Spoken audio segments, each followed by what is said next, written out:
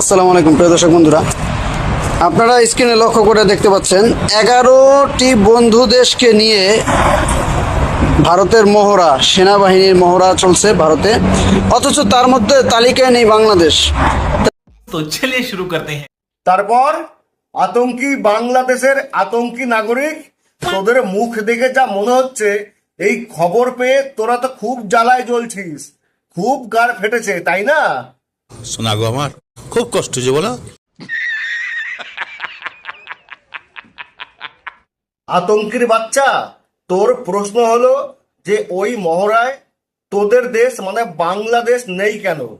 তা একটু চোখ খুলে ভালো করে দেখ, ওই মহড়ায় ভারতের 11টি মিত্র দেশ বা বন্ধু দেশ রয়েছে। তার মাঝখানে তোদের মতো একটা সন্ত্রাসী আর আতঙ্কবাদী দেশকে রাখা উচিত? আমরা রাখবো?